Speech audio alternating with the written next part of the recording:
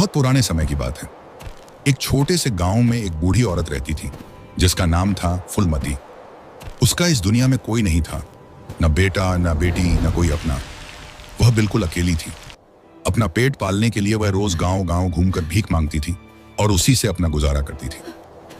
कभी किसी के दरवाजे से रोटी मिल जाती तो कभी खाली हाथ ही लौटना पड़ता, लेकिन जिंदगी जैसे भी चल रही थी वह उसे चुपचाप जी रही थी। फुलमती अक्सर भीख मांगते मांगते बहुत दूर दूर के गांवों तक निकल जाती थी। उसे पता ही नहीं चलता कि कब सुबह से शाम हो जाती और शाम से रात। एक दिन फुलमती भीख मांगते मांगते एक दूर के अनजान गांव में पहुंच गई। अचानक आसमान में काले बादल छा गए, तेज हवा चलने लगी और देखते ही देखते मूसलाधार बारिश शुरू हो गई। फुलमती घबरा गई। वह जल्दी जल्दी चलकर एक पेड़ के नीचे खड़ी हो गई, लेकिन बारिश इतनी तेज थी कि पेड़ भी उसे बचा नहीं पा रहा था। उसके कपड़े भीग चुके थे, शरीर कांप रहा था और ठंड से उसके दांत बजने लगे। तभी उसकी नजर थोड़ी दूर पर पड़ी। वहां एक छोटी सी मिट्टी की झोपड़ी दिखाई दे रही थी। फुलमती ने बिना देर किए दौड़ लगाई और किसी तरह उस झोपड़ी तक पहुंच गई। झोपड़ी का दरवाजा आधा खुला था। फुलमती धीरे धीरे अंदर चली गई। अंदर का दृश्य देखकर वह ठिठक गई। वहां एक करीब 20 साल की लड़की चूल्हे के पास बैठी कुछ पका रही थी। चूल्हे की हल्की हल्की आग से पूरे कमरे में गर्माहट थी। जैसे ही लड़की की नजर फुलमती पर पड़ी वह चौंक गई। अरे दादी, आप कौन हो? इतनी बारिश में यहाँ कैसे? उसकी आवाज में डर नहीं बल्कि चिंता और अपनापन था। फुलमती ने कांपती आवाज में कहा, बेटी, मेरा नाम फुलमती है। अरे दादी, मैं पास के गांव से भीख मांगते मांगते यहाँ तक आ गई। बारिश में फंस गई, इसलिए यहाँ आ गई। लड़की तुरंत उठ खड़ी हुई। अरे दादी, आप भीग गई हो, यहाँ आओ, बैठो। उसने पास में पड़ी एक पुरानी चारपाई की तरफ इशारा किया। फिर जल्दी से अंदर जाकर एक पुराना लेकिन साफ चादर लेकर आई और फुलमती को ओढ़ा दिया। इसे ओढ़ लो दादी, ठंड लग जाएगी। फुलमती की आंखों में आंसू आ गए। लड़की फिर चूल्हे के पास गई और जल्दी जल्दी गर्म चाय बनाने लगी। कुछ ही देर में वह एक मिट्टी के कप में गरम गरम चाय लेकर आई। लो दादी, चाय पी लो, थोड़ा अच्छा लगेगा। फुलमती ने कांपते हाथों से कप लिया। जैसे ही उसने पहला घूंट लिया उसके पूरे शरीर में जैसे गर्माहट फैल गई। वह लड़की को देखते हुए बोली, बेटी, तू बहुत अच्छी है, भगवान तुझे खुश रखे। लड़की हल्के से मुस्कुराई। कुछ देर चुप्पी रही। फिर फुलमती ने धीरे से पूछा, बेटी, तेरा नाम क्या है और घर में और कौन है? लड़की की मुस्कान थोड़ी फीकी पड़ गई। उसने धीरे से जवाब दिया, मेरा नाम कजली है और इस घर में मैं अकेली ही रहती हूं। फुलमती चौंक गई। अकेली? कजली ने नजरें झुका ली। हाँ दादी, मेरे माँ बाप बहुत पहले गुजर गए। तब से मैं यहीं अकेली रहती हूँ। जो मिलता है वही खाकर गुजारा करती हूँ। यह सुनकर फुलमती का दिल भर आया।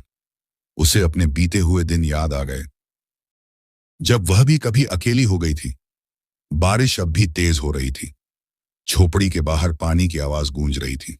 अंदर चूल्हे की हल्की रोशनी में दो अकेले इंसान बैठकर अपनी अपनी जिंदगी की बातें कर रहे थे। फुलमती ने धीरे से कहा, बेटी, मैं भी अकेली हूं। इस दुनिया में मेरा भी कोई नहीं है। कजली ने उसकी तरफ देखा। उसकी आंखों में भी वही दर्द था। कुछ पल के लिए दोनों चुप हो गए, जैसे दोनों एक दूसरे का दर्द समझ रहे हों। उस रात बारिश रुकने का नाम ही नहीं ले रही थी। धीरे धीरे अंधेरा और गहरा हो गया। हवा ठंडी हो चली थी और झोपड़ी के बाहर पानी की तेज आवाज डर और सन्नाटे को और बढ़ा रही थी। फुलमती दादी ने उठकर अपने गीले कपड़े ठीक किए और जाने के लिए तैयार होने लगी, लेकिन तभी काजली घबराकर उनके सामने आ गई और बोली, दादी, आप कहाँ जा रही हो? इतनी ठंड में, इतनी रात में और इतनी तेज बारिश में आप कैसे जाओगी? मत जाओ ना दादी, आज यहीं मेरे घर पर रुक जाओ। उसकी आवाज में डर भी था और अपनापन भी, जैसे वह फिर से अकेली नहीं होना चाहती थी। फुलमती कुछ पल के लिए चुप खड़ी रही। उसने बाहर झांक कर देखा। चारों तरफ अंधेरा और बारिश ही बारिश थी। फिर उसने काजली की मासूम आंखों की तरफ देखा जो उसे रोक रही थी और आखिरकार धीरे से बोली, ठीक है बेटी, आज यहीं रुक जाती हूं। यह सुनते ही कजली के चेहरे पर राहत की मुस्कान आ गई, जैसे उसके दिल का बोझ हल्का हो गया हो। कजली की आंखों में हल्की चमक आ गई। फिर कजली तुरंत चूल्हे के पास गई और लकड़ियां सुलगाकर आग तेज की। उसने जल्दी जल्दी आटा गूंथा और चूल्हे पर गरम गरम रोटियां सेंकने लगी। साथ में एक छोटी हांडी में साग भी चढ़ा दिया। झोपड़ी में धीरे धीरे खाने की खुशबू फैलने लगी। उस रात में जब तेज बारिश थमने का नाम नहीं ले रही थी, फुलमती दादी उसी छोटी सी झोपड़ी में रुक गई। चूल्हे की धीमी आंच जल रही थी। बाहर बारिश की बूंदें छप्पर पर गिरकर एक अजीब सा सुकून भरा शोर कर रही थीं और अंदर कजली चुपचाप बैठी दादी के लिए खाना बना रही थी। फुलमती भी चूल्हे के पास बैठी थी, मगर उसकी आंखों में चिंता थी, क्योंकि उसके दिल में कजली की हालत घूम रही थी। एक छोटी बच्ची जो इस दुनिया में बिल्कुल अकेली है, न कोई पूछने वाला, न कोई संभालने वाला। तभी उसने धीरे से कजली से पूछा, बेटी, तू कब से अकेली रह रही है? कजली की आंखें भर आईं। उसने धीमी आवाज में कहा, दादी, जब मैं बहुत छोटी थी तभी माँ बाप चले गए। तब से मैं यही हूं। जो मिलता है खा लेती हूं, नहीं मिलता तो ऐसे ही सो जाती हूं। यह सुनकर फुलमती का दिल जैसे टूट गया। उसने तुरंत कजली को अपने सीने से लगा लिया और कई सालों बाद उसके दिल में मां जैसा प्यार उमड़ पड़ा। कजली भी दादी से लिपट कर रोने लगी, जैसे उसका सारा दर्द बाहर आ गया हो। बाहर बारिश लगातार बरस रही थी। थोड़ी देर बाद कजली ने धीरे से पूछा, दादी, क्या आप कल चली जाओगी? फुलमती कुछ पल के लिए चुप रही, फिर बोली, अगर तू चाहे तो मैं तुझे अपने साथ ले चलूं। कजली ने हैरानी से उसकी तरफ देखा।